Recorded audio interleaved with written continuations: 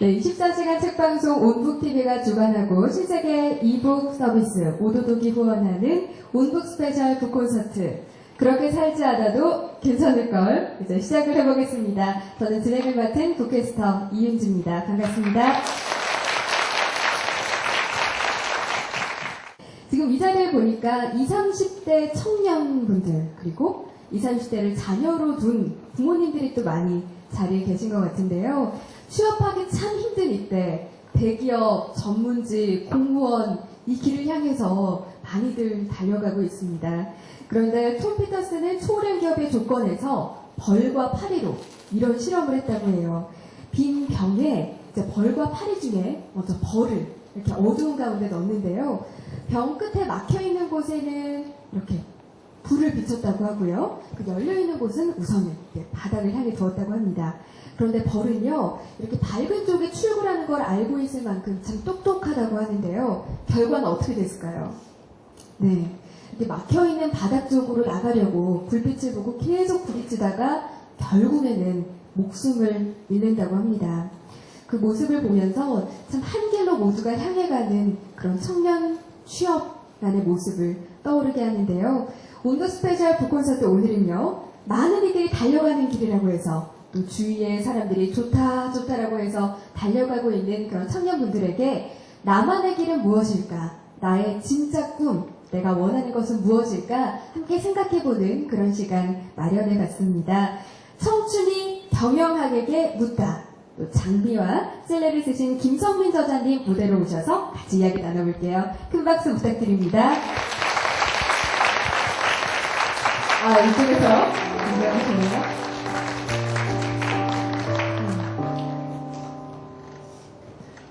네, 안녕하세요. 안녕하세요. 네, 혹시 더 원래 밝게 웃으셨던 것 같은데요. 네, 오늘 이 자리에 이렇게 혹시 북콘서트 이런 자리 경험해본 적 있으신가요? 아니요, 이런 형태로는 전 처음인 것 같아요. 예. 그래서 좀 떨렸었는데 뒤에서 음악이 너무 멋있어서 긴장이 다 달아났었는데 나오니까 다시 긴장감이 살아났어요. 네, 그 긴장감이 살아난 것이 막 느껴지고 있습니다. 우리 정말 엄청난 경쟁률을 뚫고 이분들이 오셨다고 들었는데요. 좀 고맙다고 인사 말씀 부탁드릴게요. 네, 참 저는 처음에 신세계와 온북에서 이런 행사를 하자고 했을 때 저를 보고 누가 오실까 굉장히 걱정을 많이 했는데요. 너무 많이 와주셔서 진짜 감사하고요. 제가 아는 것도 없고 생각도 짧지만 정말 오늘 시간이 헛되지 않게 정말 최대한 많은 서로 공감할 수 있는 그런 시간을 만들도록 노력하겠습니다. 감사합니다. 네. 박수 한번 드릴까요? 제가 책도 정말 감명 깊게 읽었지만 또 대표님과의 그 사전 미팅을 통해서도 많이 배울 수 있었거든요. 아마 한마디에 많이 얻어가시지 않을까 그런 생각을 해봅니다. 감사합니다. 네. 먼저 책 소개를 간단하게 드리면요. 좋아하는 일과 꿈을 찾으려면 도대체 어떻게 해야 하나요? 저의 방황과 고민 언제 끝날까요? 이렇게 참 청춘들이 많이 질문을 하는데 네. 그에 대한 답이 청춘이 경영학에게 묻다. 그리고 장미와 찔레에 담겨 있어요. 좀 책 소개 좀 간단하게 해주시죠. 사실 방금 말씀하신 그 질문들은 저도 아직 청춘이고 잘 모르니까 제가 감히 답할 수 없는 건데요. 오늘 이제 소개해드린 책이 2권이잖아요. 그래서 청춘이 경영학에게 묻다는 사실은 굉장히 인생을 성공적으로 사신 저의 스승님이신 조동성 교수님의 책이에요. 조동성 교수님께서 쓰신 글들을 제가 이제 책임 편집을 맡아서 낸 책이고요. 그리고 장미와 찔레는 조동성 교수님과 제가 토론하면서 좀 젊은이들한테 들려주고 싶은, 저를 포함한 젊은이들한테 들려주고 싶은 교훈을 좀 소설식으로 만든, 그래서 그건 공저한 책입니다. 예, 이제 또 자세히 이야기 나눠볼 텐데요. 두 가지 책이 또 특징이 저서로도 나와 있지만 전자책으로 또 지금 판매가 되고 있어서 저도 역시 이번에 휴대폰으로 처음으로 소설을 읽었는데요. 인상 깊었던 게 상업적 목적이 아니면 자유롭게 복제 배포 이용할 수 있습니다. 이런 글귀가 있더라고요. 근데 좀 이렇게 기업이 좀 잘 되셔서 그런 건지 여유가 있으신 건지. 네, 장미와 찔레 책을 이제 무료로 배포하게 됐는데 그건 계기가 있어요. 제가 장미와 찔레라는 책을 내고 출판사를 창업해서 이제 외부의 특강 같은 걸 많이 가게 됐는데 어느 날 어떤 대학교에 이런 식으로 취업 진로 과목 특강을 갔거든요. 특강 자리에서 제가 이제 열심히 저의 그 스토리를 말씀드리고 내려오는데 다들 뭐 재밌었다 이렇게 했는데 한 친구가 뭐 저보고 들으라고 한 건 아니겠지만 친구들끼리 이러는 거예요. 아 결국 책 선전이야 책 선전 이러는 거예요. 그래서 마음에 엄청난 상처를 받았어요. 그래서 이게 내 책 선전이 아니라는 걸 어떻게 증명하지 해서 고민하다가 네. 그러면 제 강의를 듣는 사람들한테는 무조건 책을 한 권씩 다 나눠줄까 싶었어요. 근데 돈이 너무 많이 들어서 안 되겠어요. 그래서 그거 말고 전자책으로 무료로 공개하기로 한 거예요.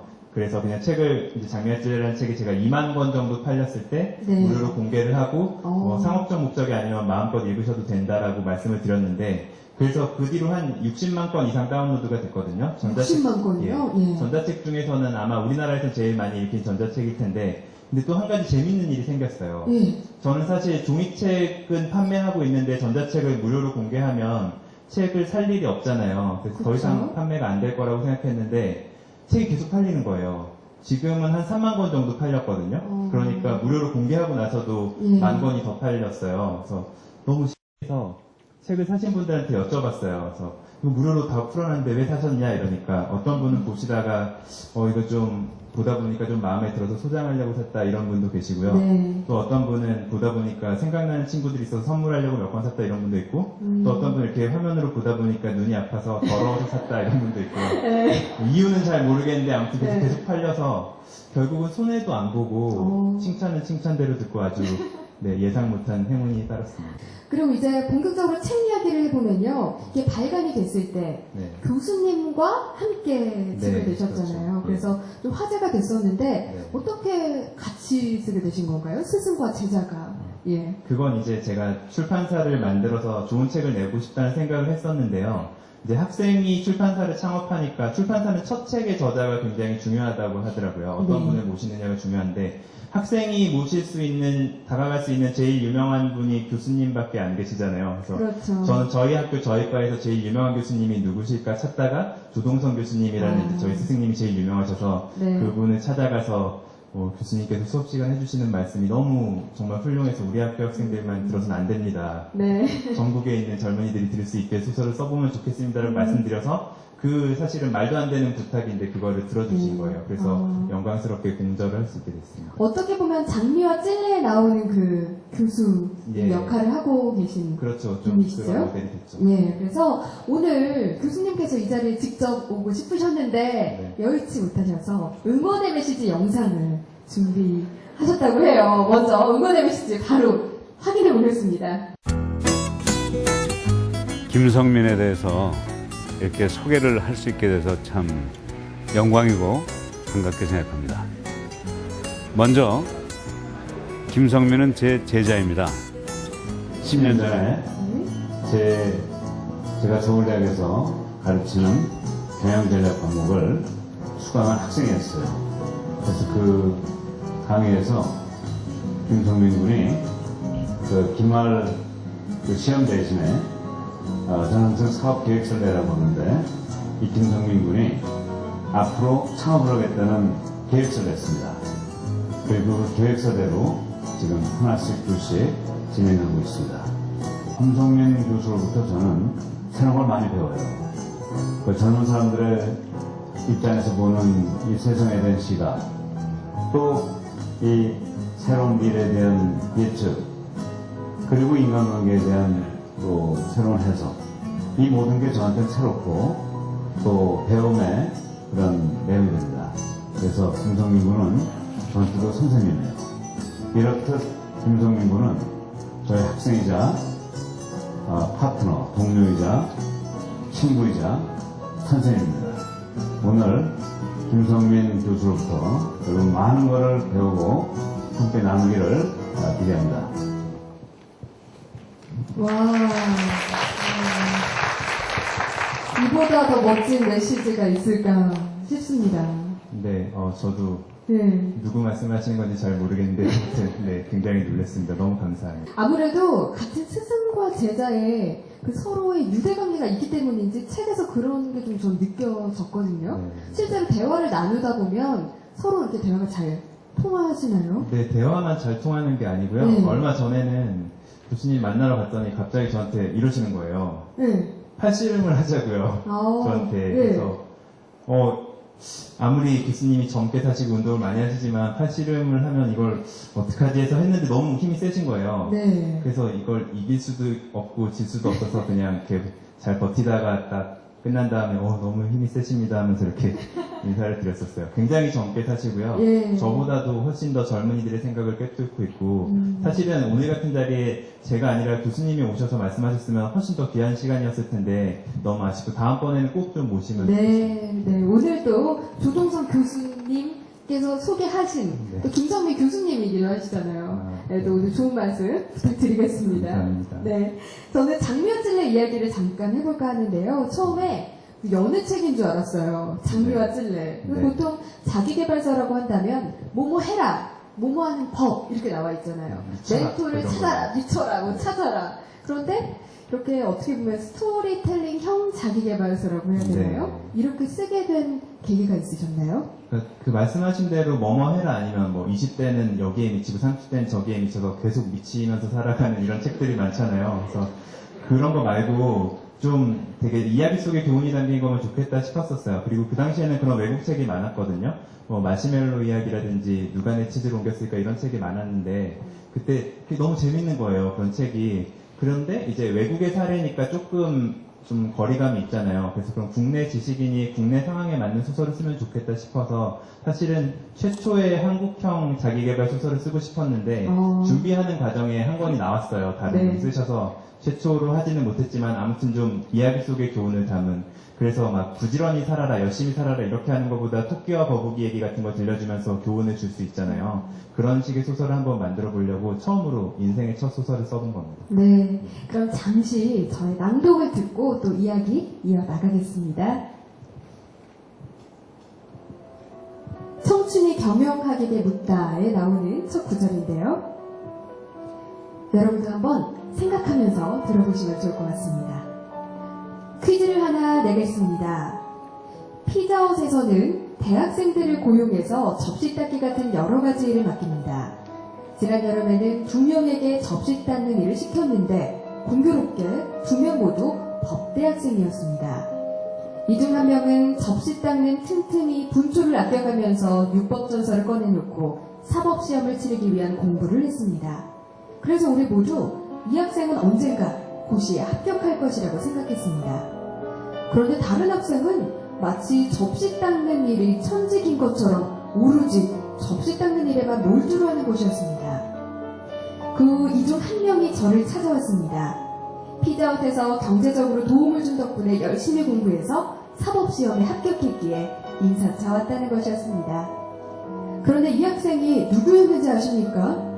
우리가 모두 기대했던 첫 학생이 아니라 사법시험 공부를 하는지 아무도 몰랐던 즉 접시 닦기가 천직인 것처럼 열심히 접시를 닦던 사람이었습니다.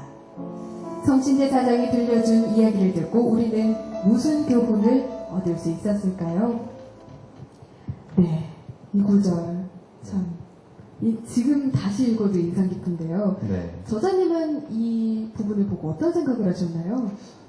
그런 것 같아요. 이제 흔히들 사람들이 자기 인생을 굉장히 설계하려고 하잖아요. 나는 이 목표를 향해 가야 되니까 그러려면 지금은 이걸 하고 그 다음엔 이걸 하고 그걸 발판으로 이렇게 하겠어 해서 인생의 로드맵 막 이런 걸 세우신단 말이에요. 그런데 저도 살아보면서 느끼고 여러분도 아마 느끼셨겠지만 그 계획대로 잘 안 되잖아요. 로드맵대로 이렇게 되지 않더라고요. 그러니까 인생은 자기 마음대로 되지 않는 것 같아요. 그런데 인생이 자기 마음대로 되지 않기 때문에 내가 설계한 것들을 보고 내가 생각한 계획이 아닌 것들은 좀 그냥 중요하지 않게 생각하는, 그러니까 여기서 말하는 첫 번째 학생 같은 경우는 자기가 열심히 공부해서 사법시험을 합격해서 이런 사람이 돼야지라는 생각만 했기 때문에 접시 닦는 일은 그냥 내가 그 중요한 일을 하기 위해 필요한 돈을 버는 아주 그냥 하찮은 일일 뿐이었던 것 같아요. 네. 그래서 그 일에 충실하지 않았는데 두 번째 학생은 물론 자기도 나름의 계획이 있겠지만 자신한테 주어지는 모든 일을 다 굉장히 열심히 충성스럽게 한 것 같아요. 너무나 훌륭하게. 그런 그 마음가짐, 자기한테 아무리 사소한 일이 주어지더라도 그 일 하나하나를 흘려보내지 않고 거기에 매 순간 최선을 다하는 그 마음가짐이 결국 쌓이고 쌓여서 자기 계획이 아니더라도 그 자기가 계획한 것보다 더 멋진 결과물로 돌아오는 게 아닐까. 그래서 저는 너무나 좋아하는 이야기입니다. 네, 그렇군요. 근데 참 책에서도 공감을 했지만 대학원, 네. 무슨 동대북도 아니고 회사 다니던 친구들도 대학원 갈까 한다. 네. 뭐 대학 졸업한 사람들도 대학원 갈까? 네. 아니면 결혼을 준비하는 학생들도 대학원 갈까? 이러는 경우가 있어서 사실 책 보면서 저도 대학원을 어떤 이유에서든지 생각을 하고 있거든요. 참 공감을 했는데 이 오는 학생들에게 교수님께서 이제 보여주는 네. 책과 또 그 이야기가 있잖아요. 네. 그림. 그 소개를 좀 바로 해주시죠. 예, 그 책의 제목이기도 한 장미와 찔레 이야기를 항상 해주시거든요. 그러니까 교수님이 학생들한테 한 수십 년 전부터 해주신 얘기래요. 그래서 장미꽃하고 찔레꽃이 있는데 둘이 친척인데 조금 모양이 달라요. 장미꽃은 이제 그림에서 보신 것처럼 되게 좀 크고 화려하고 찔레꽃은 작고 예쁜 꽃인데 장미는 이렇게 핀대요. 아주 오랫동안 안 피다가 때가 되면 굉장히 크고 화려하게 피어오르고 찔레는 봄부터 딱 핀다는 거예요. 그래서 봄부터 꽃이 열리고 꽃이 진 다음에도 계속 망울을 터뜨리면서 좀 열매도 열리면서 이렇게 오랫동안 즐길 수 있는 꽃이래요. 그래서 그런 것처럼 교수님 생각에는 인생에도 이렇게 두 가지가 있는 것 같아요. 장미처럼 오랫동안 고생하다가 나중에 크고 화려하게 비상하는 그런 삶이 있는가 하면 찔레꽃처럼 일찍 성공해서 평탄한 성취를 계속 누려가는 좀 안정적인 삶도 있는 것 같다. 둘 중에 뭐가 좋고 나쁘다라고 할 수는 없죠, 당연히. 도전적인 꿈을 원하는 분들은 이런 장미형 인생을 사시는 게 맞을 거고, 좀 안정을 추구하는 분들은 찔레꽃 같은 삶을 사시는 게 맞을 건데, 그런데 지금 요즘 젊은이들이 막 경기도 어렵고 이러니까 점점 더 좀 마음이 보수화된다고 할까요? 조금 안정을 안정을 추구하게 돼서 옛날이면 장미와 찔레가 절반이었다면 요즘은 막 찔레가 한 90% 되고 장미는 10% 이렇게 되니까 이러면 우리 사회가 너무 좀 역동성을 잃어버리지 않겠느냐 해서 요즘은 교수님이 저 그래프를 보여주면서 꼭 장미꽃을 좀 더 강조하는 식으로 말씀하세요. 뭐가 좋다 나쁘다는 아니지만 조금 균형을 맞추시고 싶어 하시는 것 같아요. 그런데 이렇게만 얘기하면 그럼 나는 교수인데 이제 나는 계속 이렇게 살아야 되나 막 이런 식으로 말씀하시니까 네, 그건 아니고 이제 찔레라고 하는 좀 안정형인 곳을 추구하던 그 직업을 가지더라도 거기에서 계속 자신을 변화시키고 새로운 걸 추구하는 분들은 그 안에서 또 굉장히 아름다운 삶을 살아가는 것 같아요. 예를 들면 울지마 톤즈에 나오는 이태석 신부님 같은 분은 이제 원래 의사셨는데 의사로 충분히 안정적인 성취를 누릴 수 있는 분이었는데 거기에서 멈추지 않고 톤즈로 날아가서 거기 분들을 돕고 더 아름다운 너무나 큰 사랑을 전하고 가셨잖아요. 이런 것처럼 자기가 어떤 곳에 있든지 간에 그 안에서 계속 자기를 변화시키면은 그게 어디에 있든 장미형 인생이 되는 것 같고요. 뭐 반대의 경우도 가능하겠죠. 네. 그러면 저희가 중간에 북콘서트 중간에 박동아 교수의 무대를 잠시 보고 다시 한번 이야기를 나눠보겠습니다. 큰 박수 부탁드릴게요.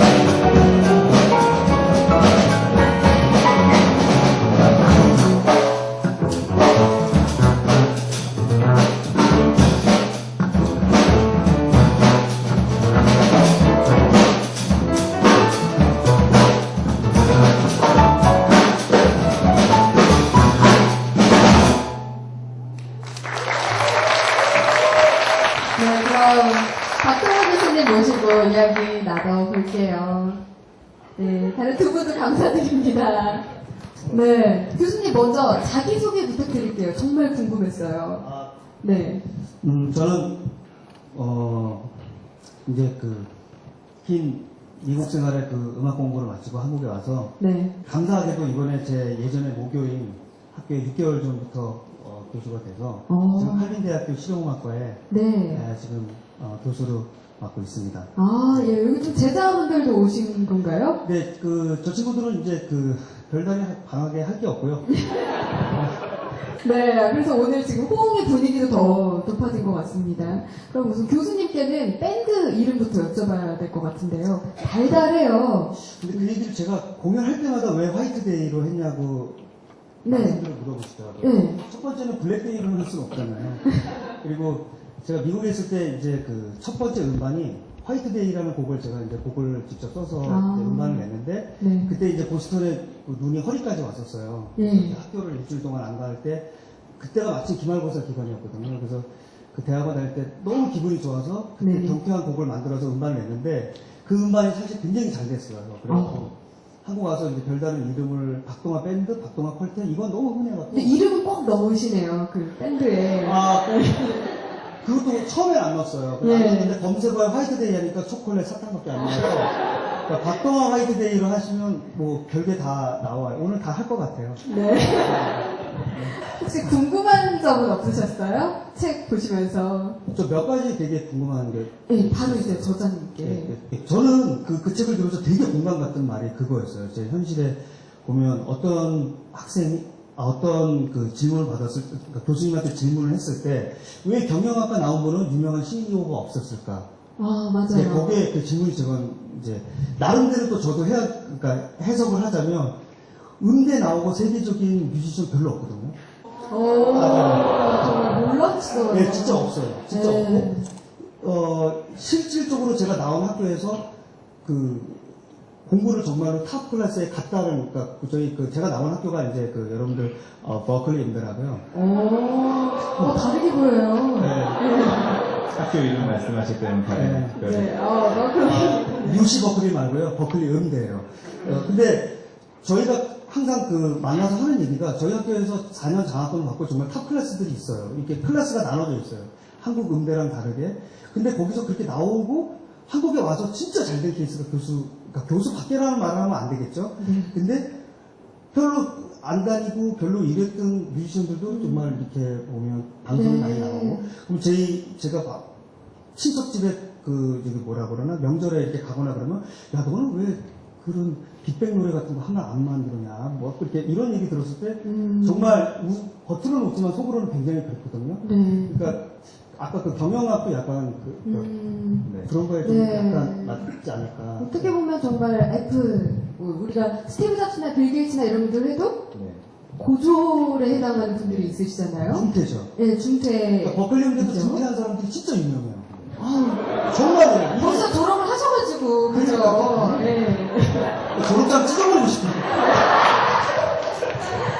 정말 이 부분에 대해서 우리 교수님께서 그게- 한번 답을 주세요. 사실은 우리 저도- 학생들 중퇴하시면 안 됩니다. 네. 근데 진짜 이거 농담이 아니라요. 저 네. 대학교 다니다가 세계에서 되게 유명한 기업인들 사례 보니까 다 중퇴를 한 거예요. 뭐 학교를 그만두더라고요. 그래서 나도 그만둬야 될 것 같다 이렇게 얘기했어요 친구들한테. 근데 좀 말려서 못 그만뒀는데 실제 그런 얘기를 하시는 분들이 많아요. 굉장히 대학교를 졸업하고 아주 큰 회사를 차린 분들이 대학교에 특강을 와서 말씀하시면 내가 이 정도 기업밖에 못 만든 이유는 대학교를 졸업했기 때문이다. 이런 말씀하시는 분들이 계세요. 네. 제가 그게 무슨 이유일까를 좀 고민을 해봤는데 이런 것 같아요. 그러니까 특히 경영대 같은 경우는 요즘은 이제 취업난이 심한데 그래도 경영대는 그 중에 인기 있는 과니까 취업이 좀 잘 되잖아요. 그래서 일종의 약간의 선취점이라고 해야 되나요? 게임으로 치면은. 그러니까 좀 프리미엄이 있어요.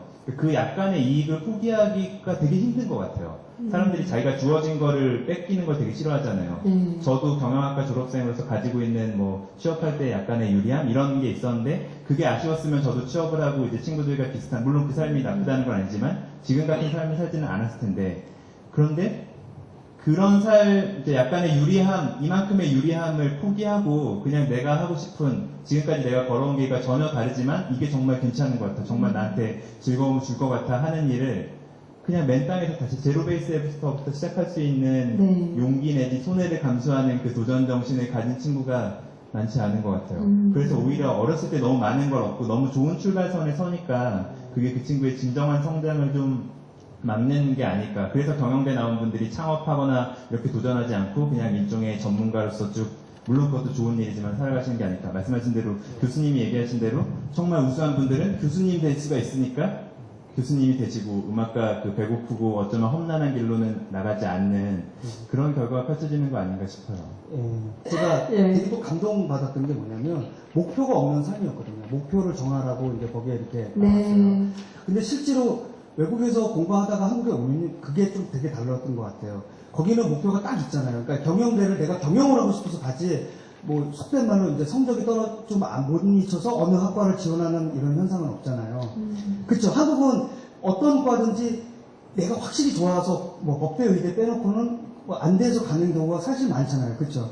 근데 저희 실용음악과 학생들한테 제가 항상 하는 얘기가, 실용음악과는 적어도 부모 반대는 한 번씩은 다 뿌리치고 음악을 하는 목표가 확실하게 있거든요. 예. 그래서 저는 학생들한테 항상 말하는 게, 너희가 앞으로 좀 배고프다 할지라도 나중에는 너희들이 좋아하는 거 한다는 게, 나중에 제 나이만 돼도, 제가 보기에는 그 10대 후반에서 20대 초반까지 보는 사람도 있지만 40대 중반 됐거든요. 정말요? 네. 예. 너무 리얼했나요? 오늘 화장이 좀 안 받아갖고요. 근데 나중에 되면 제가 주위에 분들, 이제 성공하신 제 친구들도 있고, 성공한 친구들도 있고, 이렇게 만나고 하면 가장 공통적으로 하는 말이, 너는 네가 좋아하는 걸 하지 않느냐, 이런 말을 하더라고요. 그래서 저 그 책에 나와 있던 그 문맥을 보면, 그러니까 문맥을 따라와서 말을 하자면, 우리 학생들이나 여러분들 보면 앞으로 자기가 하고 싶은 거에 최선을 다해서 네. 그거에 미친 사람이 되면 나중에 정말로 그게, 저는 딴따라하는 얘기를 굉장히 좋아하거든요. 오히려 외국에서 오래 뭐 이렇게 재즈를 공부하고 이러니까 좀 딴따라라고 하는데, 근데 그 어떤 장르가 되든 어떤 분야가 되든 그거에 미친 광기 어린, 그러니까 광기 있는 사람이 되면 네. 되지 않을까, 저는. 그렇게 아, 네. 박수 한번 드릴까요? 끝으로 재즈라는 분야를 지금 하고 계신데요. 장미점 이야기 아까도 하셨는데, 끝으로 우리 교수님의 꿈. 나는 세상에 좀 이런 게 됐으면 좋겠다, 나의 음악으로. 그 이야기를 들으면서 울면 안 되시고요. 네, 그렇게 들으면서 마무리하겠습니다. 나중에 저는, 짧게 얘기하자면, 저는 한국 가기 전에 칼빈대학에서 학생으로 다닐 때 저는 택시 운전을 했었거든요. 어떤 거요? 택시 운전이요. 택시 운전이요? 네, 시간이 너무 이제 거시기해서 이렇게 택시 운전을 했어요. 근데 손님들이 저한테 너무 어렸을 때 저한테 젊은 사람이 택시에 그런 소리가 되게 듣기 싫어갖고 네. 옆에 항상 뭐 맨투맨이라는 이런 영어 사전도 보는 척하고 막 그랬었어요. 영어책도. 그때 제가 꿈이 신문 쪼가리에 김강민 씨가 버클리대 나왔다, 뭐 1호 졸업생이다, 이 어디에 나온 신문을 보고 항상 옆에 끼고 나는 이 다음에 버클리 가야지 했는데 정말 들어갔고, 뭐 중간에 긴 얘기가 있겠지만 다 생략하고, 어느 순간에 제가 버클리 음대뿐만 아니라 거기서 또 대학원까지 나올 때가, 그러니까 졸업 날이 있었더라고요. 네.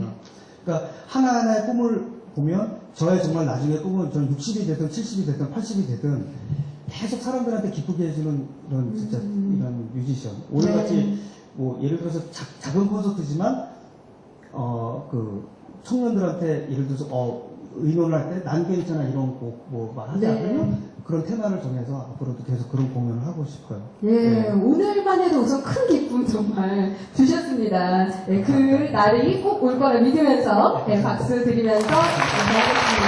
고맙습니다. 네, 아유 우리 조선님 어떠셨어요? 교수님을 오늘 메인으로 모시고 더 많은 얘기를 들어봤으면 참 좋겠다라는 생각이 들었어요. 너무 옆에서 살짝만 말씀하시는데도 네. 저도 굉장히 많은 거를 느꼈습니다. 네, 정말 아까 점프한 그 안에 또 다양한 이야기들이 있었을 것 같다는 생각이 들었는데, 가장 중요한 건 하고 싶은 일을 하고 있다는 게 네. 아닐까 싶어요. 참 분명 부모님의 반대가 있을 수도 있지만 네. 좋아하는 일을 하는 사람의 눈빛이란 게 있지 않나요? 그렇죠. 좀 네.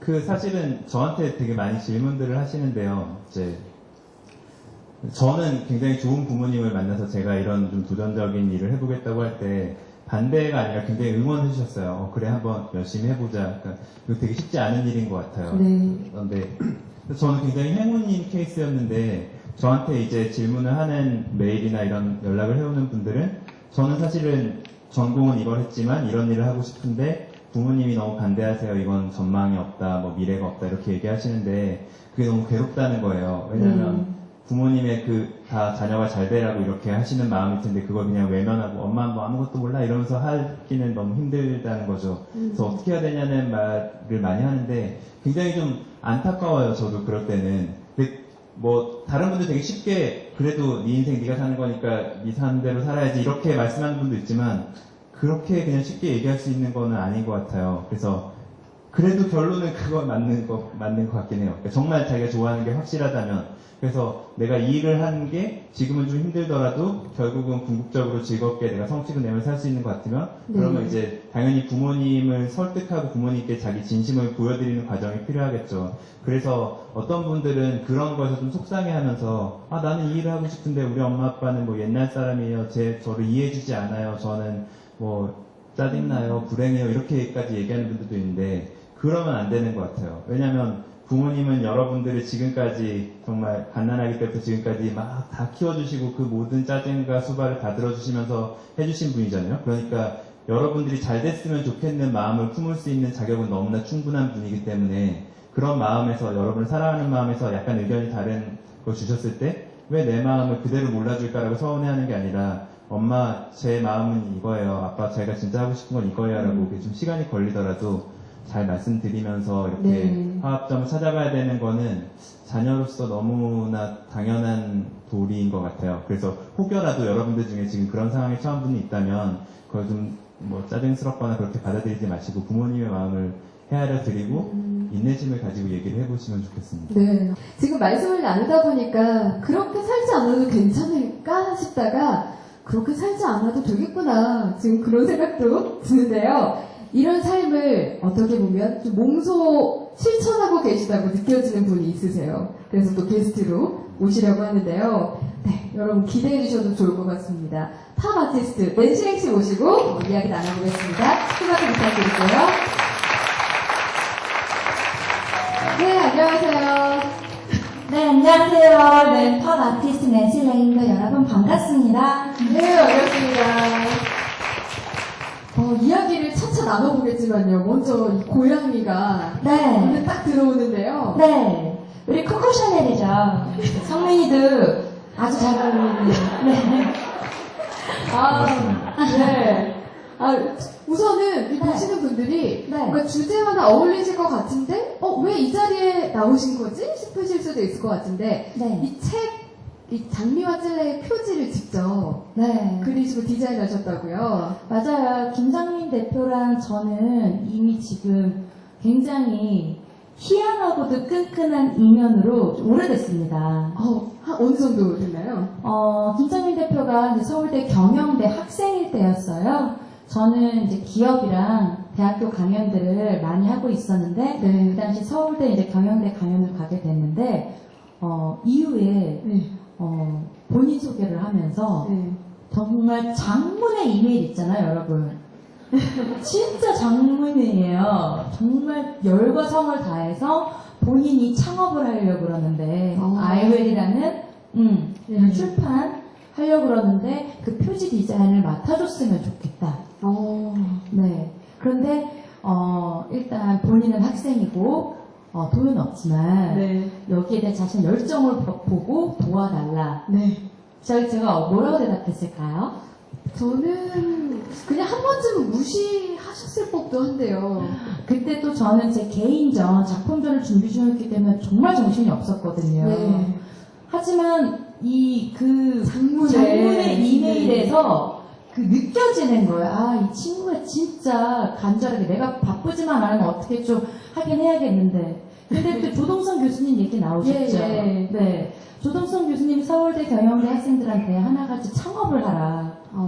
그렇게 말씀을 하셨고, 보통은 장미의 찔레 책같이 편안하게, 서울대도 그렇대요. 서울대 나와서 다 되는 게 아니기 때문에 코스가 MBA 또 외국에서 갔다 와서 몰두하면 대기업에 들어가서 안정적인 삶을 네. 거의 모두가 추구하고 원하는데, 이제 김정민 대표 같은 경우에는 굉장히 유니크한 건 거죠. 그렇죠. 보통은 그냥 탄탄하게 쉽게 올라갈 수도 있을 그렇죠. 것 같은데요. 네, 근데 조동성 교수님의 그 말씀을 굉장히 마음에 가지고 실천에 옮겼죠. 그 실행에 옮긴 게 전 굉장히 훌륭하다고 생각해요. 네. 어쨌든 제가 이랬어요. 그래, 그러면 너는 이제 학생이 아니고 졸업을 하니까 회사를 차린다 하면 넌 사회인이야. 학생으로서 익스큐스 할 수 있는 건 한계가 있어. 네. 그러면 너와 나는 갑과 을의 존재야. 돈 없다고 나한테 칭얼대지 말고 돈을 빌려오든 꾸어오든 표지 500만 원이다. 그거를 만들어라. 네. 나도 낮게 해주신 거 아닌가요? 네? 낮게 계약금. 계약금이요? 네, 계약금이요. 계약금. 그렇죠. 그러니까 아주 객관적이고 냉정하게 들어갔어요. 얄짤없네요. 네, 아마 좀 되게 깜짝 놀랐을 거예요. 그래가지고 또 그거 얘기를 듣고 성민이가 진짜 그 돈을 구해온 거예요. 네. 네, 그때 어떻게 구해오셨나요? 창업 자금을 만들었는데 생각보다 많이 쓰게 됐죠. 계약금에. 우선 모아는 두셨었군요. 네, 흔쾌히 바로 투자를 하셨네요. 왜냐면 예. 그렇게 하면 더 투자한 이상이 나올 거라고 기대했었거든요. 네, 그렇군요. 그렇죠. 그래서 이제 저희 장미와 찔레 어떻게 보면 코어워크가 이제 조동성 교수님 그리고 김성민 그리고 낸시랭이 함께해서 이 책이 나오게 되고 정말 큰 히트를 치게 됐는데 거기에 대한 마케팅이랑 여러 가지 홍보는 혼자 다 했습니다. 네. 네, 우리 김성민 대표가 너무나 성실하고 또 본인만의 그 노하우가 있기 때문에 네, 그리고 인쇄도 되게 많이 들어왔고요. 그렇군요. 네. 근데 이 책이 디자인을 하실 때 두 가지 버전으로 하셨다고 들었어요. 맞습니다. 일단 뭐 제가 일단 책 디자인을 하기로 했기 때문에 하나만 하는 게 아니라 이제 여러 가지를 보여드렸죠. 그랬더니 이제 회사 측에서는 두 개가 너무 다 마음에 들어서 책을 하는데 표지 디자인 두 개를 내는 경우는 없었어요. 그렇죠. 그래서 하드 커버랑 소프트 커버로 그렇게 하길 원한다고 그래서 그래 그러면 1,000만 원인데 그렇게는 하지 않고 그냥 네. 500에 끝내주겠다. 써라. 그래요. 네. 네. 하나 보면 이게 낸시랭스를 대표하는 그 그림. 네, 저의 말씀하셨죠? 이제 대표작인 터브 6인 시리즈 이제 캔버스 작업입니다. 네. 네. 흔쾌히 예쁜 핑크색으로 해주셨는데 한정판으로 내셨다고요? 이 네. 책은요? 네, 맞아요. 그 예. 두 권을 내놓고 둘 중에 하나는 한정판으로 하고 그 다음에 하나는 일반판으로 하기로 했는데 딱 보셔도 저기서 빨간색을 한정판으로 하면 굉장히 뭐랄까 좀 흥미이 없잖아요. 그래서 네. 이제 작품을 그대로 표지로 쓴 게 굉장히 이례적인 것 같아서 저 책이 한정판이 됐습니다. 근데 네. 저는 어쨌든 우리 성민 군이 김성민 대표가 그 당시에 학생이었지만. 근데 이제 학생 네. 졸업하면서 네. 이제 창업을 하는데 책 디자인에 대한 요청이 있었어요. 그게 뭐였을까요? 저는 요청도 못했을 것 같은데. 아니죠. 네. 굉장히 이 친구가 똑똑해서 다 체계가 있었어요. 자신만의 마케팅.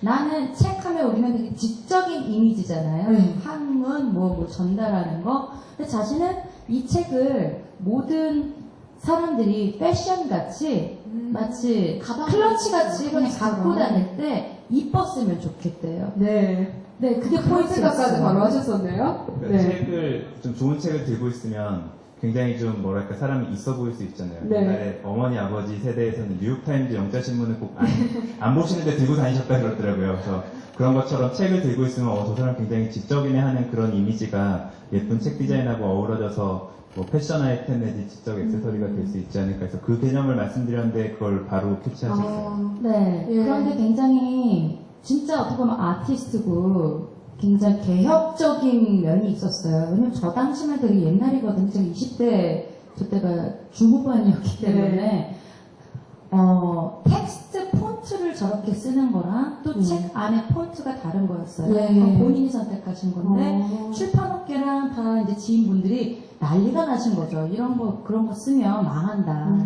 미래가 없고 이런저런 논리적인 이유로 그런 걸 원래 안 쓰는 거다. 네. 하지만 그런 터부시하는 것들도 과감하게 듣긴 하지만 본인의 원래 뜻대로 해서 표지도 저런 표지는 없었을 그 네. 당시에 너무 좀 황당한 네. 근데 실제로 그 여학생들이 직접 그 책을 들고 사진도 올리고 하나의 정말 소품처럼 예쁜 네. 소품처럼 활용이 됐던 것 같은데요. 네. 근데 그럼 장미와 찔레를 읽어보셨을 텐데요. 네, 그럼요. 딱 낸시링 씨는 보면 장미시겠구나라는 생각을 하게 돼요. 아 감사합니다. 그런 생각을 하게 되는데요. 팝 아티스트라는 이 직업을 네. 한국에서 거의 처음 하신 거 아니에요?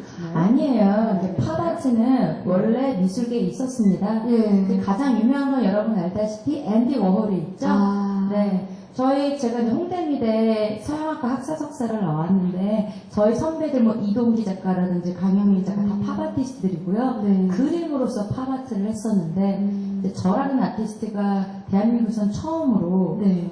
전방위적으로 연예계와 그러니까요. 미술계, 낸시링 자체가 작품이자 브랜드가 되면서 이런 식으로 펼친 건 처음이기 때문에 욕도 많이 얻어먹고 논란도 많이 되고 네. 아직까지도 네가 연예인이 아티스트냐라는 질문을 심심치 않게 듣고 있습니다. 아, 그렇군요. 네. 근데 참 어떻게 보면 의외로 찔레꽃 인생을 추구하실 수도 있겠다는 생각도 드는데 어떠세요? 본인의 인생을 설계하실 때 장미꽃 인생과 찔레꽃 인생 중에 어디에 가깝다고 생각하시거나 혹시 그리는 게 있으신가요?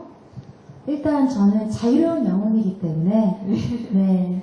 예. 솔직히 제 입장에서는 네. 이 길과 이 길 중에서 택하시오. 그럼 저는 딴 데로 갈 거예요.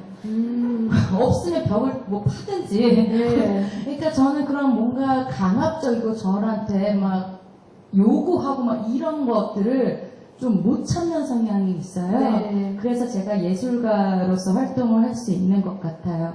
하지만 책 안에서는 아무래도 책에서 이야기해주는 그쪽 방향이 네. 사실은 지금 현 시대에 젊은 분들한테는 훨씬 더 성공 가능성이 높고 그리고 보람과 그런 가치 네. 그런 걸 느끼는 건 훨씬 크겠죠. 그래서 네. 많이 팔린 거 아니겠어요? 네, 맞습니다. 작가님께서는 나의 삶을 사는 것, 내가 추구하는 것. 아까 이라고 말씀드린 대로 했었어요. 제 주변에 굉장히 평론가들이 많기 때문에요. 야, 이건 사업하려면 예를 들면 저는 술을 안 마시는데 사업하려면 술도 마실 줄 알아야 돼.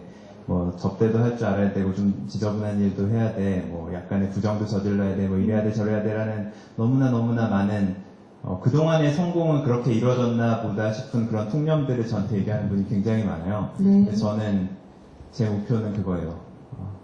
이거 하려면 이래야 돼 라는 것들을 하지 않아도 그러니까 우리가 어렸을 때 되게 순진할 때 배웠던 도덕 교과서나 이런 데에 나오는 것처럼 남을 속이지 않고 그냥 정말 반듯반듯하게 투명하게 아까 말씀드린 성공에 정직하고 투명하고 투명하게. 정직하게 그렇게 해도 할 수 있다는 걸 보여주고 싶은 게 저의 목표예요. 제가 추구하는 삶의 그런 거. 너무 네. 멋있다. 예. 박수 한번 드릴까요? 네.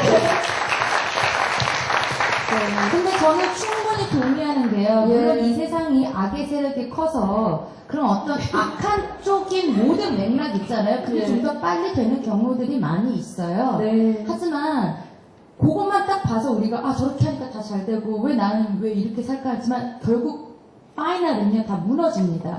그 파이널들을 다들 안 보셔서 그래요. 네. 네. 그리고 구글 같은 경우도 지금 성민 대표가 말하는 그러한 기업의 마인드를 가지고 가져가고 있는 걸로 제가 알고 있습니다. 네, 맞습니다. 네. 네. 그럼 여러분 스스로 나의 삶에 대해 한 번쯤 생각해 보시면서 낸시링 씨의 낭독, 준비된 낭독 한번 들어보겠습니다.